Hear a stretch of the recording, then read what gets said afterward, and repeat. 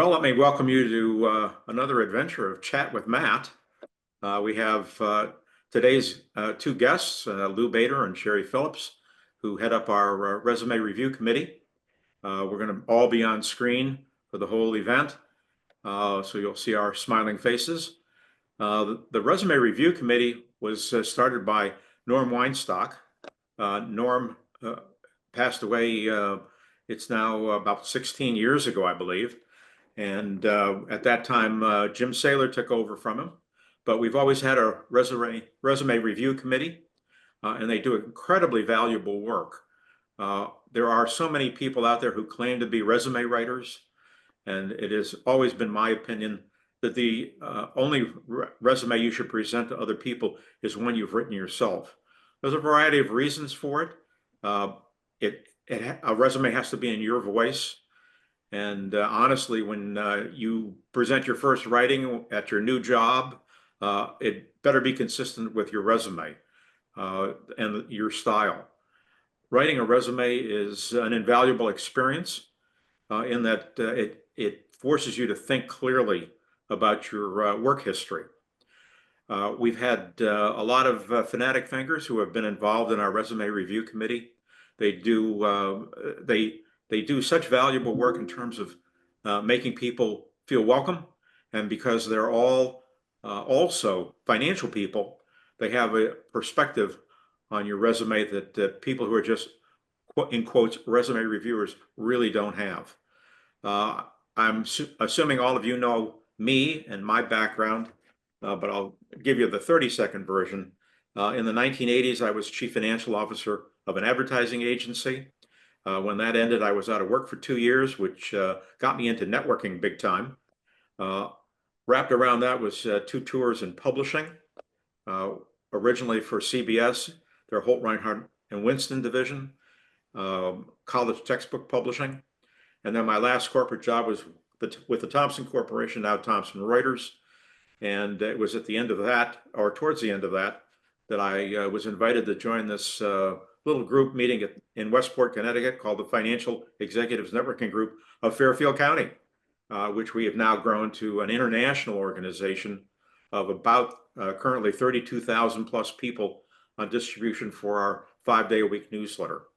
The Resume Review Committee is one of the things we do for each other that is consistent with our need and desire to help one another. I'm going to let Lou and Cheri talk about the Resume Review Committee itself and how they operate. But first, Lou and Cheri, why don't you introduce yourselves? Go to it, Cheri. Okay, so I am Cheri Phillips. I have been a member of the FENG for, I guess, 15 years now, it seems, quite a number of years. Got my resume reviewed fairly early on in my membership, and was so excited to have someone look at this and give me some really great background that I joined the committee, and have loved being a member of the committee. I have about 25 years of financial operational experience, and a lot of experience bouncing from job to job, healthcare, membership associations, professional organizations. And about 8 years ago, a notice was posted in the newsletter that the CFO of the Broadway League was retiring and was looking for his replacement. And I didn't wait more than an hour to have my resume into Colin, and was hired shortly thereafter. So moved from Dallas to New York, and now have my dream job thanks to Matt. So Matt, thank you. I'm sure I had very little to do with it. Thank You posted I that enjoy taking newsletter. credit for other people's efforts. Lou, your turn. Hi, everybody. I'm Lou Bader. I'm Chief Financial Officer of Counseling in Schools, a nonprofit in New York City. I'm really passionate about enabling businesses to operate efficiently and profitably, and where finance, operations, and technology meet is where I really add value. Yeah, I've worked at Pearson Education for about 20 years. I created a shared services organization that spanned 30 countries, leveraged like the best people, the best technology, the best financial processes, and saved about $25 million a year, 30% savings. And I brought that same discipline to counseling in schools, where for the last 9 years, I've served as their first ever CFO. We embed social workers in schools across New York City, focusing on the social and emotional growth of kids. If I take it back, you can imagine walking into a company with 150 employees spread across 70 schools in New York City, no fiscal structure, no documented internal controls. Today, we've got fully documented policies and procedures, a budget that's reforecasted 3 times a year, financial statements that provide the board with a clear picture of where we've been and where we're headed. And our revenues have grown from about $5 million when I joined to $12 million. After I left Pearson Education, I asked Matt if he would be my friend on LinkedIn. And he said to me, well, I think you should join the FENG too. I know somebody who will admit you. Because you see, Matt and I had met in 1981, back before the earth cooled. Yeah. At Before the CBS earth was formed. Publishing. And Lou holds the record. He's the last person I worked with who I asked to join. I think it was what it was in '94. No, it was in the 2000s. 2014, actually, or 14, 2012. He just joined So, recently. Yeah. So when Matt approved my membership, he did say to me, "Congratulations, you're my last friend to join." Yeah. All my other friends have joined. I've recruited just about everybody. Well, anyway, why don't we get started here? We only have 55 minutes remaining, and why don't you get started? Tell us a little bit about how the resume committee works. I know you track your metrics, and you have a method to your madness. Lou has put together quite the method to the madness. So, but I'll start with the mundane. People, our members send us an email to the resume review committee email address asking for a review. Hopefully, they send a request. Sometimes, not often, they just send their resume with no question, no introduction, no nothing. And usually we, send it back and say, please tell us what you want. But Lou and I get the resume requests, and we go to our mighty list of reviewers and see if we can find someone amongst our reviewers who has sort of a connection in background or maybe location, to find somebody that we can actually connect and network our reviewers to the member. And we'll send our reviewer a request asking if they can take, Joe member's resume, and they will get back to us and say yes. And usually within a week, the resume is done. They let us know it's finished. We mark it off the list and move on to the next group. Oh, that sounds great. It just very, and it's part of the whole networking process too. Some of the reviewers become friends with the people whose resumes they've reviewed. That is All part of our what we- virtuous circle, our as opposed to a vicious cycle. It's a right. virtuous circle. It we try to do that so that so it makes sense. I know you also ask the person whose resume has been reviewed their impressions. Yes. Lou should respond to that because he's the survey monkey. Lou? I think Lou might have frozen. So All right, but you're gonna have to pick it up then. I'll pick it up every usually about once a quarter, maybe more often. All the resumes and reviews that are completed, Lou sends out a Survey Here I Monkey. am. Sorry Okay. about that. All right. We were Tell him talking about the tell him about the feedback loop. Survey Monkey. Lou, we were talking Yeah, about the so feedback loop. at the end Where of each the people month, whose resumes have been reviewed, you solicit information from. yep, at the end of each month, I'll send out the survey, which basically just asks people if the process met their expectations, if they were happy with the surveyors or the reviewers' service, if there's anything that they could see that would improve it. And I'm happy to say that out of the 1,200 or so surveys that we've sent out over the last 5 years, I think it is, Cheri, that we're doing Yeah. this.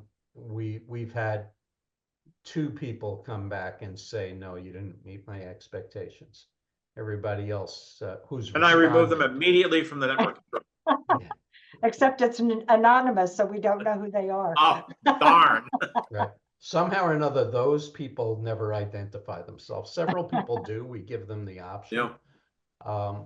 And a few people from whose resumes have been reviewed have actually joined the group also, have become reviewers themselves. And that Yeah. we're always on the lookout for people who understand our process and can add value there. Yeah, you know, this fits in with what I always say. The more you help other people, the more you help yourself. Absolutely. So by having your resume reviewed or being a reviewer, you certainly get better at your writing, and you can probably revise your own resume and make it better. Just last week. Yeah, no, it's an important part. So why don't Lou, Cheri, why don't you dig into the outline and bring us in on all your suggestions here. Okay, well, Go ahead. no, I didn't mean to step on you. So You're more than welcome to. we when Lou and I took over, 5 years ago, the first thing we did was sort of set up a guideline document that culled years and years of Matt's advice and put it together in a nice PowerPoint that we send out to all of our new reviewers, mostly so that they won't be intimidated by this job. Here's a checklist, and it I think helps a lot to know what it is that we're looking for, fonts and margins and put your name at the top, for crying out loud, and I've contact actually seen information. resumes without any contact information. I think, didn't we have one, Lou, that, I mean, they didn't even give us their name on their Yep. resume? Yeah. Yep. We can't make this stuff up. Yeah. Um, Or a I- resume with no email address. right, Seriously? It happens. yeah, you know, and we send out the suggestions, you know, can you please, you know, here's what we would recommend. And, you know, using all of those points that you have made year after year in your newsletter, make those suggestions. So what And would you say are the key components of a good resume? the summary at the top, concise, uh, you know, written paragraph about who they are and what they do, like their 90-second announcement. If Yeah. someone is reading their resume and is only going to read the first paragraph, then they better grab them in that first paragraph, because there's not going to be a chance to show all the great work you've done if you've got nothing at the top. You know, so that's critical. The work experience and setting it out the way people expect. You know, my latest job is this company, this is where it is, this is how long I've been there, this is my job title, this is what that company does. You can pull that right off the internet. And I have done that when I've reviewed. Yeah. You know, pull up the company and just pull off, you know, whatever pops up in the search. It's always surprising to me when people send me resumes, and you know, I've been around the block a few times. That's why I'm so exhausted all the time. But uh, the names of the companies, I don't know what they do. Most of our members work for middle market companies, and it's not always clear Mhm. what the company does. And if you're reviewing people for some opportunity at your company, it's important to be able to draw an analogy to what, you know, potato chips are the same as computer chips. If there's no description of what the company does, Yes, I don't know, maybe their yeah, experience really isn't relevant. yeah. And you know, quite often the bulleted list of accomplishments are actually, you know, job duties. And so, you know, that's another one of our points is accomplishments with, you know, quantifiable information. You saved 30%, 25%, you grew revenues, you know, what you save time, whatever it is, that's an accomplishment. You know, the fact that you reconcile the checking accounts is a job duty. And I usually tend to recommend that under your job title, if you've got really important job duties like supervising 25 people, that's a description of the job, just like a description of the company. And then put your accomplishments in there that are real accomplishments. And starting each accomplishment with an action verb. Um, you know, say, and not the same verb over and over again. So don't say, you know, cut expenses by 25%, and then cut staff by 10%, right? Use really significant action verbs like slashed, you know, expenses, right? And if you just Google action verbs for finance resumes, guess what you're going to find? An endless list of action verbs. And in fact, we have one published on the FENG in our FAQs that Peg put together. So I've used Peg's list several times when working with people whose resumes I'm reviewing. Now, this Just internet wanna- thing could really catch on, and you can ask questions and get some answers that will get you started. Just to add to some of the things that Cheri was saying, there are uh, within the summary at the top, many resumes that I see, the bullet points, right? The bulleted areas of expertise, right? The And table. generally, they don't differentiate the candidate from anyone else. What's going to differentiate you is utilizing those keywords within your 4 or 5 sentence summary, right? To tell the story about who you are and what you've done. Relisting those in bullet point fashion doesn't gain you anything, but it takes up valuable space. It does. And I in found the, most of the bulleted lists have duplications in them, at least duplications from the perspective of people who are not financial people, budgeting yeah, and planning. Really, Mhm. what's the difference? right, It's not, right. it's not clear. Yeah, And so it's so more we important to tend, write something about those things than, to your point. people will tend to insist on keeping that in. I tell them, like you said at the outset, Matt, right? It's your resume. If you feel that Yes. strongly about it, then keep it in. But you're wasting space.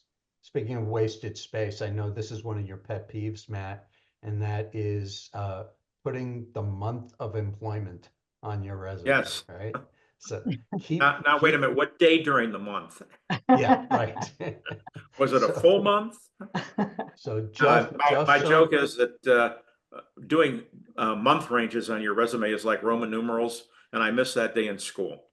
Yeah.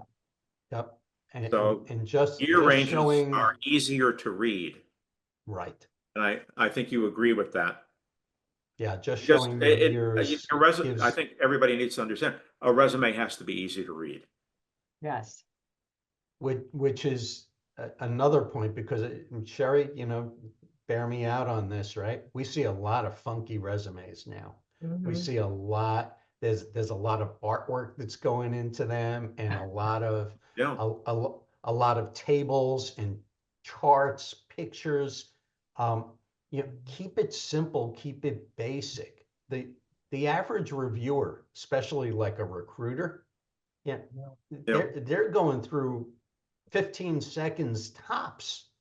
Okay, so they've got to catch your eye. So, like, what are you is the most important thing. Are you a chief executive officer? Are you a VP of finance? Are you a director of FP&A? All right, that should be at the top, and it should be in big bold letters. Okay, right underneath your name, your location, put where you are based, because even though there are companies that will bring you in on a remote basis, uh, for the most part, they're going to want you there sometimes. So, why, like, get disqualified right away, um, if somebody doesn't know where you are? So put your location, your phone number, your email address, and your LinkedIn profile address. I think And everybody, a couple of things. I think people have this cybersecurity issue with putting in their home address. But I think in your notes, you have to have at least a city state. that's And it. people sometimes leave that off because they're not local. Sometimes they leave it off and they are local, which confuses me. But companies just need to know to Lou's point. It might end up being a partially remote job. There's a lot of that going around right now, Mhm. but they still want to kind of know where you are, what time zone you're in. And you I don't want to interview for a job where they're going to say, oh, you're not local? Sorry. Right? I'd rather they know up front and not Yeah. interview me. Yeah. If that's And going to be one of the qualifications that they're one of the looking things I've for. learned over the years is people will move across the country, but they won't move locally. No, seriously. Uh, to move 15 miles further out on Long Island, Louis, not doing it, right? You're right. But if they give you a nice job in California, maybe you take it. So it's that kind of logic. Uh, and there are certain city pairs that just don't work.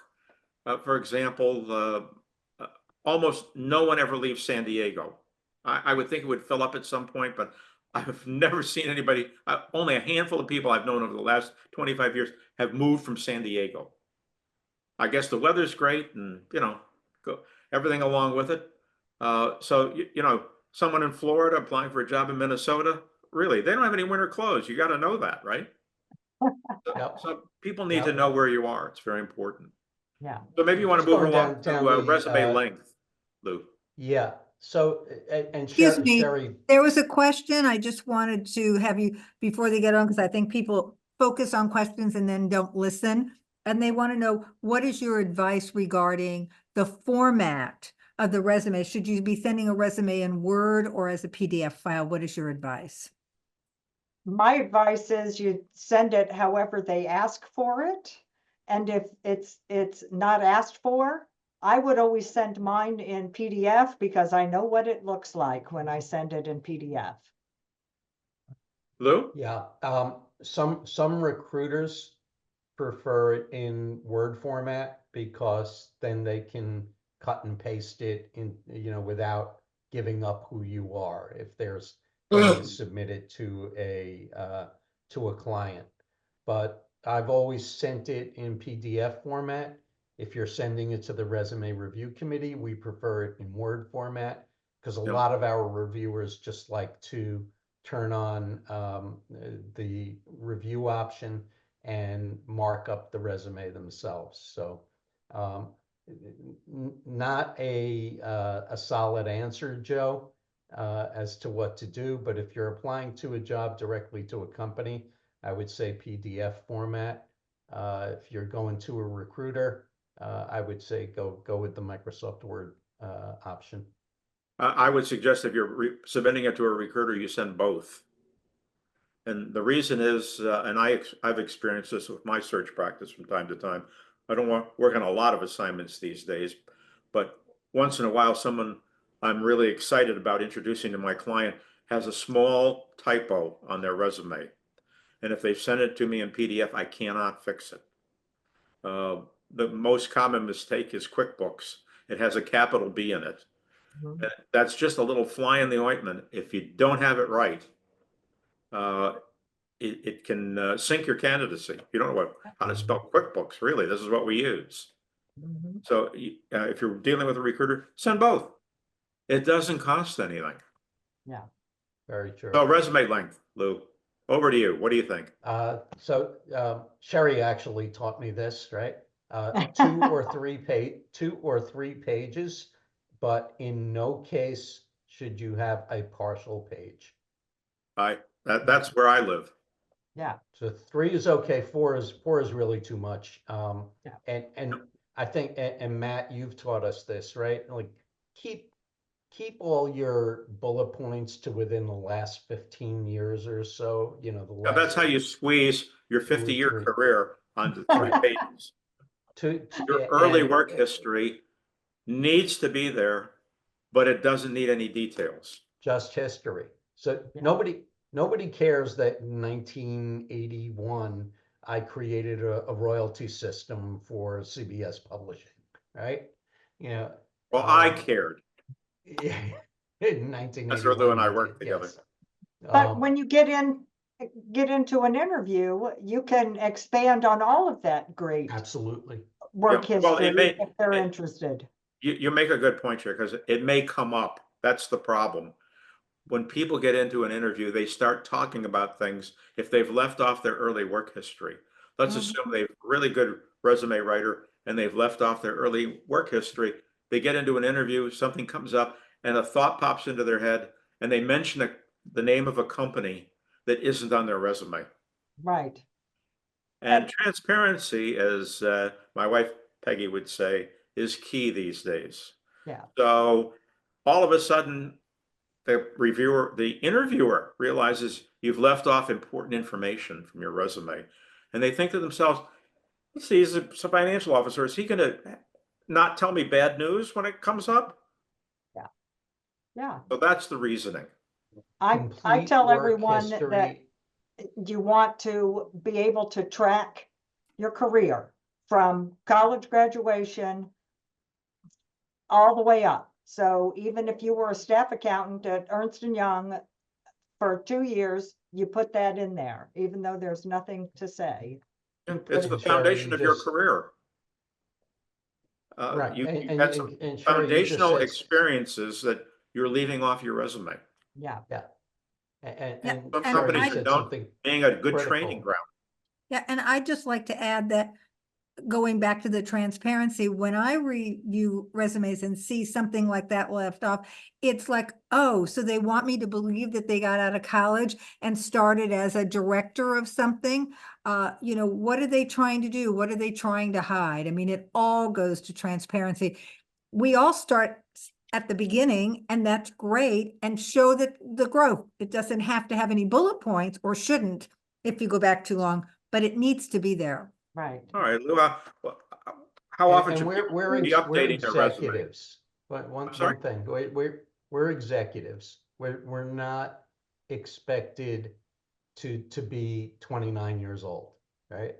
So, if you're afraid of the ageism, I got my last job, I was 62, so there you go. So I Yeah. mean, if you're qualified, if you hit the right, yes, there is some ageism out there, but if you hit the right reviewer or the right interviewer, okay, you're gonna get hired. And you don't want to work for the person who doesn't respect the fact that you have, We could have a long Exactly. discussion about ageism, but it honestly doesn't go anywhere. Right. And Mhm. your audience is, they're looking for well-experienced people. And I have to tell you, there aren't too many left anymore. There are not a lot of people who know how to do anything anymore. good point. The recession of 2008 killed a lot of careers, and the people who would be turning late 30s, early 40s now did not have a lot of the important experiences that perhaps some of our older members have gotten. And that's why people in their 60s and 70s are still working. They know how to do things and get things done. Mhm. So how do you keep, you were talking about it a little bit, Lou, but maybe you want to highlight how people can keep their resume to 2 or 3 pages. I tend to tell people to keep the most current jobs to 5 to 7 bullet points of accomplishments. Again, accomplishments is the key. And I would say the last 2 or 3 jobs have that. After that, like you were saying earlier, Matt, it's the company that you worked for, the position you held, the years you were there. And doing that, by the time you get down to the education and the certifications and qualifications, now all of a sudden you're going back and you're looking to add a bullet point because Yeah. People tend to leave you off have the that dates. empty space. Yeah, people tend to leave off the dates on their graduation, but I'll tell you one possibility that is overlooked.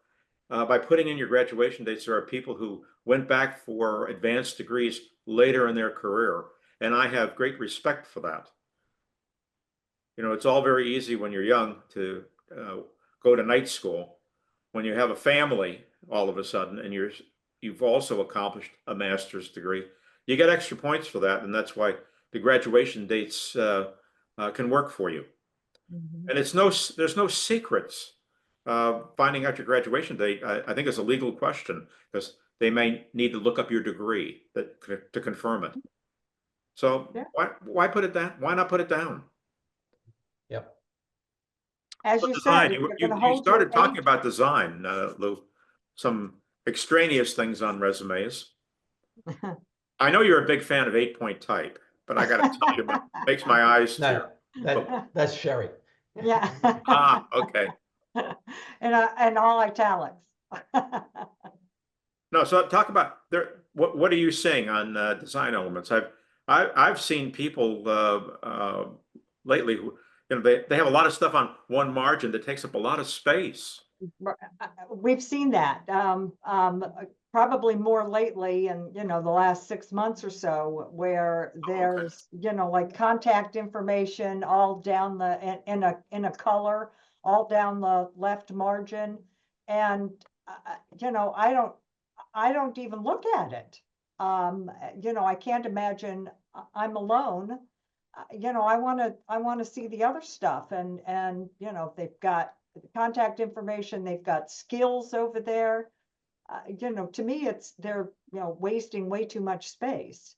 And there's not enough space to begin with.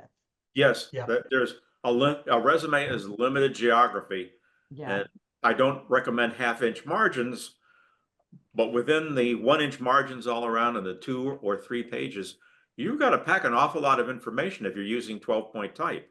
right. You have to And parse every word. I would not waste time, waste space on margins and uh,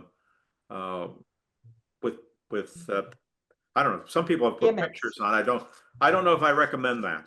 yeah. What's Well, your impression? and we've seen some and we try to recommend against it. But you know, the regular layout, the summary, the job history. Don't be afraid to use bold in your company, your, you know, things that you want to stand out immediately. Use a little bold. Don't be afraid of white space when you're talking to somebody and they've got your resume in front of you. You want them to have space to write notes. So you Yeah. need white space. But you know, the traditional layout, you know, as you say, if your newspaper came with the want ads on the front page, you'd be a little annoyed. You want to see everything where you think you're supposed to see it when you're trying to hire somebody. You know, I've heard stories where people in even the retained search business they put something out on LinkedIn and they'll get 1,500 responses. I mean, if you're going through a pile of resumes that deep, you've got to really move. And But to your point, Chair, the information has to be in a consistent place. yes, and you know, your resume looks good if you've got a little bit of bold, if you've got some Yeah. ways to make some things stand out without, you know, doing colors and pictures and a column down the left margin with We live in information a no one's great gonna look we live at. in a great time where you can write and rewrite. Yeah, There was a time back before the beginning of time itself where you had to retype everything. I type 90 words a minute, but I'm rare, I suppose. Now you can write and rewrite and fiddle around with things and move things around. yeah. Do it. Yeah, and some of our reviewers will actually take the resume and rewrite it for the member, which I think is an awful lot to ask a reviewer. But you know, we have some that are that dedicated. Are you hearing anything about applicant tracking systems? Is that something that for senior financial executives you hear much about? Uh, Sure, yeah, you know, I mean, you know, but the big thing about the ATS systems is they can get confused. So if you're putting in all this fancy stuff, right, and not putting things in where they belong, and you're using lots of tables, the machine is going to eliminate you. The other thing is, Oh. besides with AI now, they're not just looking for keywords anymore, right? They're really looking for content. They're looking for context. So the machines are much smarter than they used to be. So if you're just, you know, if you've got that list of keywords that you're looking to get into your resume, you better make sure that they are really doing what you intend them to do, which is to grab somebody's attention, as opposed to just, you know, saying, "Oh, this one looks good. We should read it." Let's talk about gaps in employment. That happens a lot. I had a 2-year gap. Yeah, There was Um, I was gonna add, there was a question, or I think it's an important one, to talk about the difference between your resume and your LinkedIn profile, and how do you want to mesh them, and what do you want to Right. do? I think that's a good question that I Yeah. think you could answer. Yeah, that came from one of our terrific reviewers, actually. So, you know, I always recommend to the people I'm reviewing to look at your LinkedIn profile and your resume and try to make sure that you know, certainly they don't conflict, but you know, that LinkedIn is a great place to post your resume that doesn't look like a resume, and you know, put it in there as you would want it on your resume. Because people do look and do compare. Yeah, they have to be consistent. Yes. If you're dumbing down your titles for your resume and you haven't fixed your LinkedIn profile, you can get in trouble. Yeah. Yep. And So gaps in employment. That's the next toss-up question. okay. I have no clue. So. Lou? You know, sometimes there's a good reason for a gap. Most of us are in a situation where we can do some consulting. So my big gap in employment between Pearson and counseling and schools was working for Pivotal Associates, where I was the chief executive officer. And what I was able to do on my resume was I was able to list, you know, I listed that I was a finance consultant, and these are key clients that I worked for. I think I like that approach. You have to make it look real. Yeah. Mhm. You know, what did you do on your summer vacation? Well, I sat on the beach. No, that's not going to work. You've got to come up with, put down some real stuff. People hesitate if they're consulting to put down the name of the employer. I don't know why. Unless it's some military secret, Right. you have to make it look real. You have to put years. Mhm. No one ever asks whether you made any money at it. Right. Interesting, but they don't. Be a little rude, I suppose. But you have to make it look real.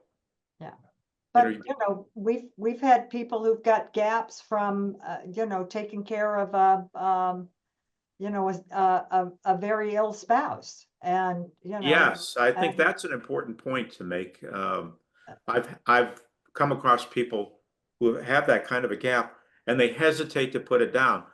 I have to tell you, I think people who care about other people are people I would want to hire. mhm, Right. So if they've had a gap taking care of a mother, a father, a spouse, and they've taken off substantial blocks of time, there's no harm in putting that down. Yeah. You don't Yeah. really have to go into details people generally won't pry, but you should make some reference to why you haven't been working. Yeah.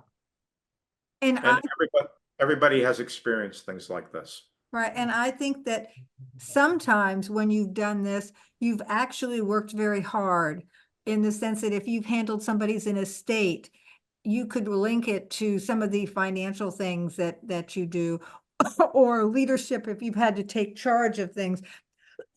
So if you can highlight some of the transferability of your skills that you have used during this time that you had to take a gap of your employment, it shows that you're still working even though you're not getting paid because you're taking this gap. So I think that's important. So there are people who have had many jobs in a very short period of time. Those are really challenging. Mhm. You know, Yeah. your experience is your experience, but any insights on best ways to present that? Same Well, way. yeah, same way, but you know, I've been one of those people. So I had, you know, lots of jobs in you know, when I came here, my boss to be said, you know, I think this is a concern. Every place you've been 3.5 years, you know, 3 to 5 years. And, you know, yeah, but there's a reason, you know, company went out of business. They, Yes, I think you can say stuff like that. yeah, yeah. So, The you story I know, tell people is that once you leave the great corporation, you work for middle market companies. They yeah. fall into two broad categories, good ones and bad ones. The good ones get acquired and the CFO gets fired. The bad ones go out of business and the CFO gets fired. Right. So that's why you're changing jobs all the time. It's generally not, I got into a fight with my boss. Right, That does not happen often. yeah. Well, sometimes- I'll add to that Yes. Cheri's outlasted the person who hired her. So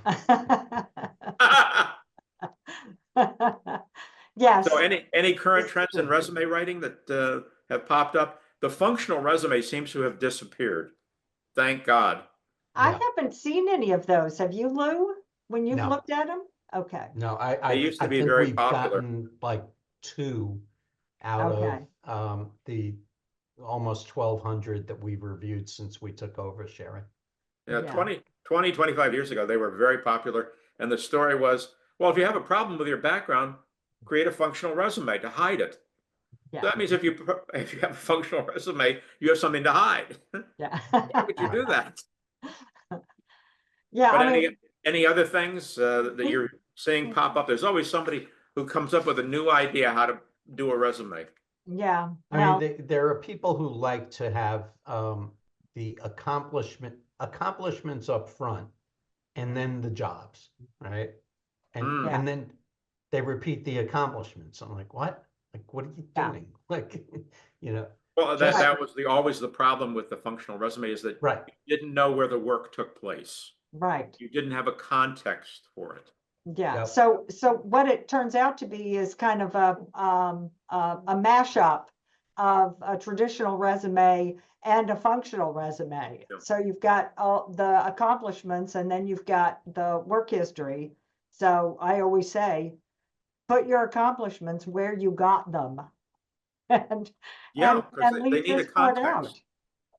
Right, there's a question here that says regarding recruiters, I've heard feedback from several that they want months to identify if there is a gap and appreciate somewhat non-standard formats since they stand out. I know we've talked about it, but I guess somebody's saying that recruiters are asking for this, and my question or response to this was, how would you have a person who respond to the recruiter when we're saying that this isn't best practice to do all this funky stuff?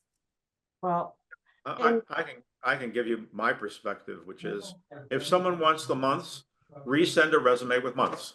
right, The problem is you have to get into the pile that they're actually reading first. And you Yeah. do that with clarity. yeah.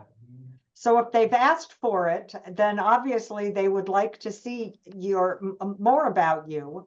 And so give them the months. You know, it's not like you've got to type it up on your typewriter anymore. It's easy enough to add. But readability is key on a resume because people are dealing with such volumes. Yeah. And I'm a firm believer that month ranges do not provide clarity. It takes you an extra minute or two to read a resume with month ranges because you're trying to figure out how many months they were there, and it distracts you from the accomplishments. I was the one that submitted that. I guess my observation / question is, the recruiters are the experts at this. So if they want months as the best practice, I would question whether leaving them out is actually best practice. I think without the months, it does beg the question if the candidate's trying to hide a gap. And in the spirit of transparency, a couple characters here and there wouldn't seem to make a difference for clarity. In fact, I think it would add to clarity.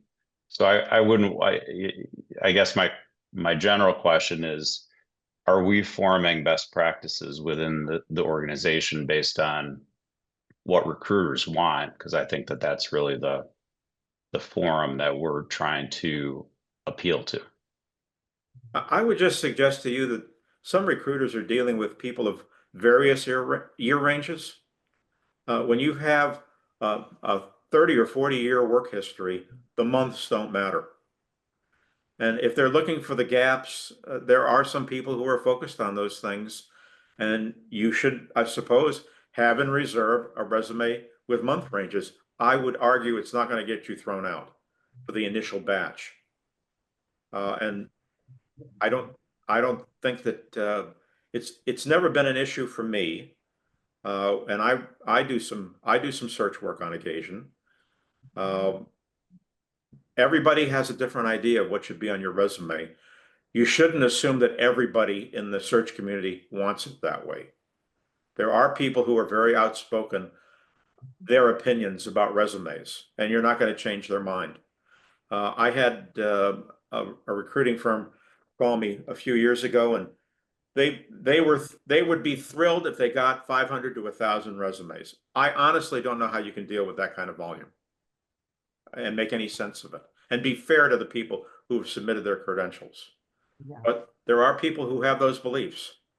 And if you have one that wants months on your resume, you should be able to convert that over pretty quickly. Yeah. And I just saw another comment from one of our reviewers that said, put months for the most recent 10 years and just go to years after that. My argument is everything should be consistent.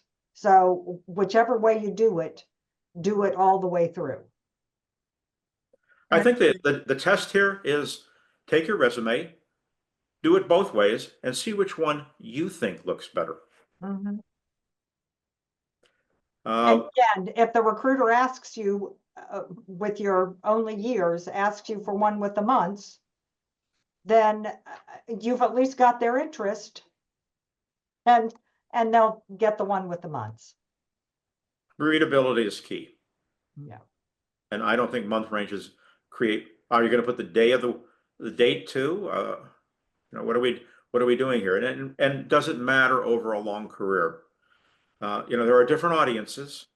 Audiences for senior financial people are looking for the wealth of experience, and at a glance, they should be able to see how long you've been various places. They shouldn't have to do a computation of months. Yeah. But if you're more comfortable putting months on your resume, you should do what you're most comfortable with. Yeah. I personally don't believe that works effectively. Yeah.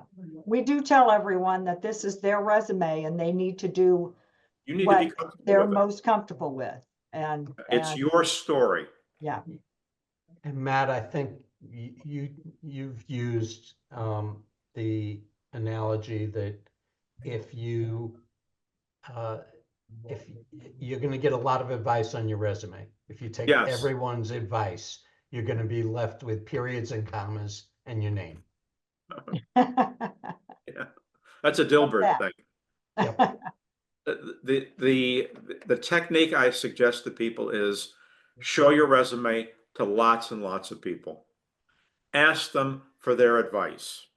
There's no greater honor than asking somebody for their advice. Yeah. You are not required to take all of their advice, but you should take good notes and never interrupt somebody giving you advice, because the moment you interrupt them, they stop talking. Okay? And in a conversation of an hour, there may be one or two things that they say that are valuable. And if you interrupted them, they won't tell you. But again, to Cheri's point, it's your resume and you want to be comfortable with it. We've just given you what my advice, and Lou and Cheri have been running the committee for quite a few years, what our impressions are of what works most effectively. But you are an adult and you have to make your own decisions. I'd like to make. We have about 5 more minutes, so questions. I was going to make a comment if nobody has a question. I was going to say, first of all, Matt, I think your point about it has to be your voice is so important. And I think it's not just your voice when you show up at the job. That's going to be really apparent on in that first interview or a phone interview. If that resume and how you sound when they ask you a question don't match, it's going to be really obvious. So you can't even fake it long enough to get a job, you're gonna get caught earlier as far as your voice. That And it's not your writing correct. is the problem. And I would tell you where this pops out almost immediately is your cover note. Mhm. At the beginning of Time Itself, I was dealing with a human resource person, and she told me that she read cover notes first. She said people get so much help with their resumes. Their writing and writing style and ability to communicate is in their cover letter. Mhm. And if that doesn't work, their resume might have been professionally written. And just to circle back to Peggy's point, everything needs to be in your voice. Absolutely. And another point, both of you were talking about, and I agree with the no more than 3-page resume. And I know when I've worked with clients, they often, well, I have so much. So I like to say, when you first start to work on that resume, just start doing everything. Right. And if you have something and you have 20 bullet points, fine. And what I say is you've now created what I like to call your template resume, and you have all these things. Now you can go back and start to customize it either, because you might even find that you had some good accomplishments that are more keyed to one job that you're applying for or one thing than another. And you haven't said, well, I had to pare it down to 3 pages. And so now, oh, I had that good idea, but I don't remember it. It's already there for, you can file it and go and look at it. And then you can start to work, and you can always cut and paste out of that. So for what it's worth, I agree with you. And that's just a way to help people feel that they have a way to put all those thoughts down. Like a storage document. Correct, correct. And Call it that. that's a I mean, I great always call point, it, Peg. I always call it like a template, but it doesn't really matter. Call it what you want. Just have it all there, because then you don't have to search for it at that panic moment when you Mm. have this opportunity or somebody wants to see it and say, I had these great ideas, and then you're just feeling more stressed than you need to be. You need a library of things you've done. True. Each accomplishment written and rewritten again till it really sings who you are. And then you have them, and some particular opportunity may need that particular accomplishment. And you can Right, just and that- plug it and in, that- confident that it works. And that leads to the fact that you should tailor the resume for the job that you're applying to. Absolutely. Uh, We don't one have of to the- have generic resumes anymore. There was one gentleman who attended almost all my meetings in Westport, and for every job opportunity that he was applying for, he customized his resume a little bit. He had a data bank of things he had written and rewritten, and he would plug them in and take them out and fool around with it. We have Kathleen Jennings, who is a coach to job seekers. Did you have anything you'd like to add, Kathleen? You can take yourself off mute, because we're coming to the end of our hour. If not, we'll just keep going. So any common mistakes you'd like to mention? Typos. Pardon me? Typos. Typos. Yeah, yeah. I mean, you said it before. QuickBooks has a capital B in the second. Yeah. You know, a typo will disqualify you immediately. Yeah. Jeff? And Jeff has a question. we get many of them. Guys, you folks have covered a lot of great stuff. I've been doing it for about 40 years, helping people with their resumes. And a couple things that weren't brought up. One is that resumes aren't as important as they were 40 years ago. So your networking is how you're going to get a job. So I tell people it's got to be a great resume, but don't spend all your time on it, because it needs just to prove that you're the person that you're networking into. The other thing is, I tell people that the introduction, it's not about you. Everybody thinks the resume is about you. It's about the reader, and what are you going to solve for the reader? So you got 10 or 15 seconds, and John Bresnahan and I, the head of Robert Half in Boston, argue whether it's 15 or 10 seconds, and that's our big argument. But so it needs to brag about, this is what I can do for you, and then the resume is proof. Those bullets then substantiate Yeah, the proof. that I'm the Jeff, greatest. you're right on target here. So, Yeah. so. And not surprisingly, So the one.